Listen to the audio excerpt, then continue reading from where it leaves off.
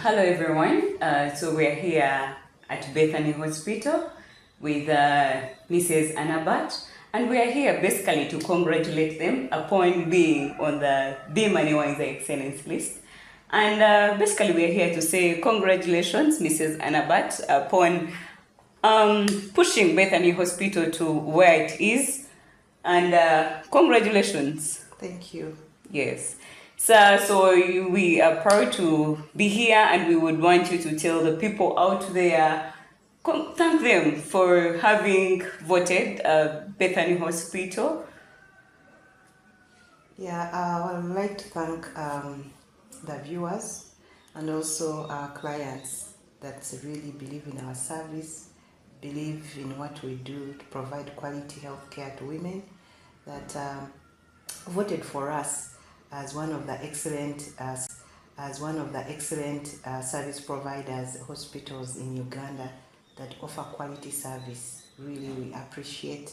It's because of you that we exist. It's because of you that Bethany is here. So when we get feedback from you, it warms our hearts and gives us more commitment and vigor to continue serving.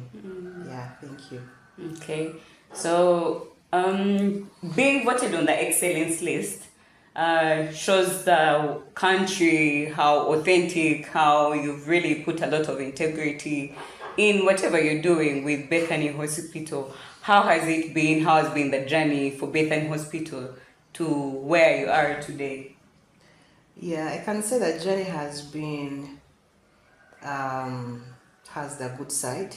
It also has the tough side because it's always it's not easy to start something, but generally as the founders of Bethany Women and Family Hospital, we always loved what we do to provide quality care. We always believe that when a person comes in the hospital, they should feel an environment of healing, of warmth, of compassion, of excellence, of empathy. So that was our dream, and we worked hard from the start, and were committed to it through hard work, commitment, excellence, professionalism, and being honest in what we do, because those are some of our core values that guide our practice on a daily basis. And has been through a teamwork. This journey has been by so many people. I want to thank our clients, our staff, our suppliers, the government, the financial institution, the financial institutions we work with. So our friends, our families, everyone has contributed. We feel we are one in this. Everyone is.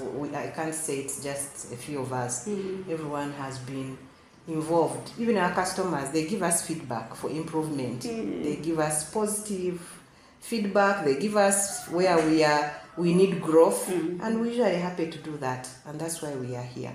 Okay, that is so perfect.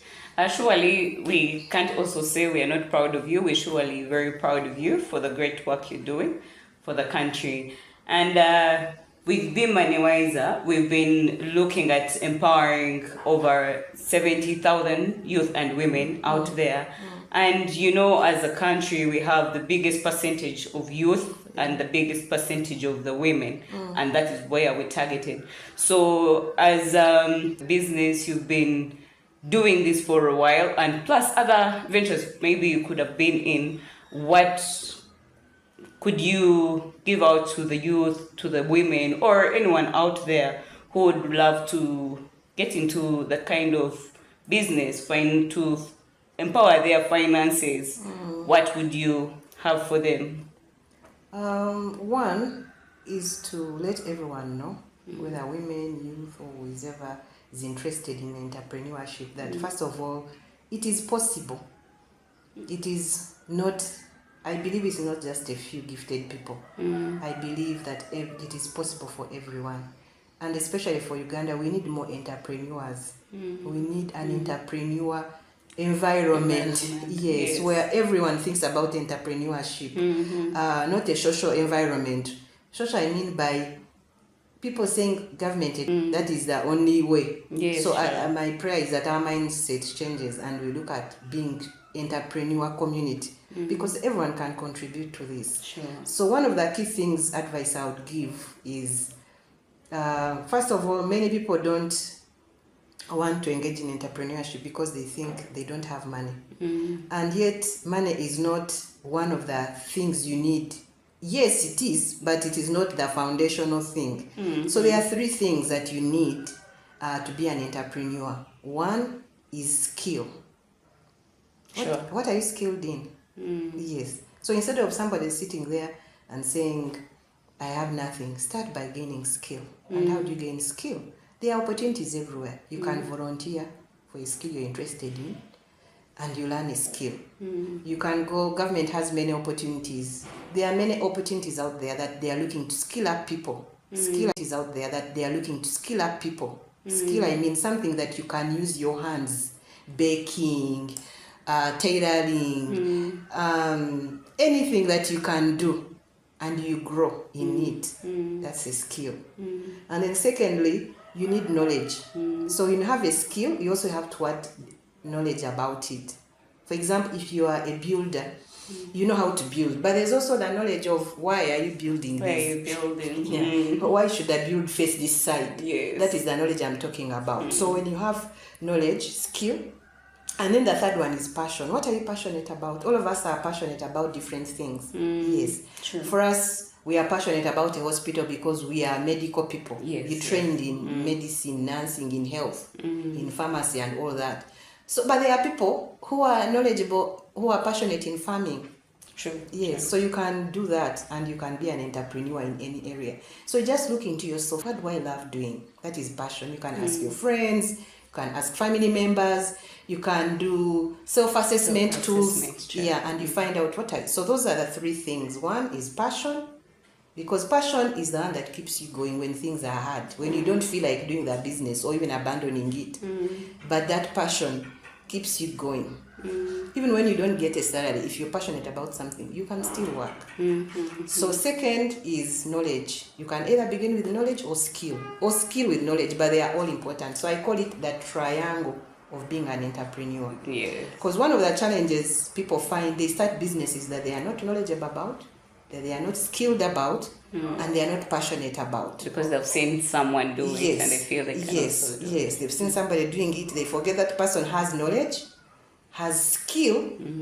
Yeah, because for us when we started, me and my husband, we had a skill. We can run a theater, he can operate, depending on anybody else. Yes, and then also we understand what we are doing. Sure. And then we love it. So that's why I'm talking about that. Those three things I would advise the youth, that if you can spend most time is finding out what you're passionate about.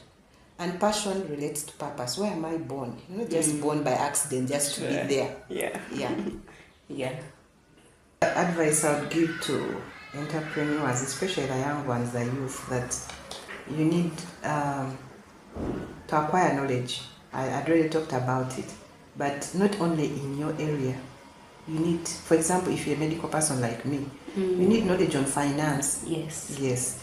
You need knowledge on practicing ethics. Yes. You need knowledge on collaboration. You need knowledge on system development, on management. Yes. So if you are, yes, you have the passion and the skill, but on top of that, there are other things you need to learn. So you have to be somebody who is willing to learn, something to be somebody who is willing to be mentored, and somebody who is has a vision. Yes, I've met some people with business and I ask them, so what is the vision of your business? They don't see where they understand what a vision is. Or sometimes it's in their head. The staff they work with don't know why the business don't know exists. why, yeah. Sure. So it's important to have vision. As the Bible says, God told Jeremiah that I've given you a vision, but write it down. Sure. Yes. So you need to write it down so that you can tell other people about why are we here, why do we exist, to your staff, to your clients, and the mission. Yeah, a vision is looking far, but a mission is how do I go there? What are the means? Like for us, Bethany, our vision is to be a benchmark for women's health in Africa through a holistic approach. Now, what do we mean by benchmark? Where other people learn from us. So when a staff comes to work with us, we ask, you are a benchmark. You are a person to be a benchmark in whatever you do, whether you're a nurse, a receptionist. Are you a benchmark in women's health? Yes. Then what is our mission to achieve that? Providing quality care. Whatever we do has to be quality, And then we have what we call core values that guide us. Commitment is our value. Yes. Hard work. Actually, I tell my staff, you can be committed but not hardworking. Those are two different things. Yes. And then there is being honest. This one I can do, this one I cannot do. Can't do. Yes. So people know you that you're a honest person. And then professionalism. Are you a professional? Whatever you do. If you're sterilizing equipment in theatre, are you doing them in a professional way? Even when somebody is not checking you, being professional in your doing. And then excellence. Those are our core values. Continuous improvement. Now, those are ours, but another company have work values that define who you are. Your mission, your vision. Make it clear. Shout it loud. Tell it to other people. Explain it. And then it will come to happen. Thank you so much. That was so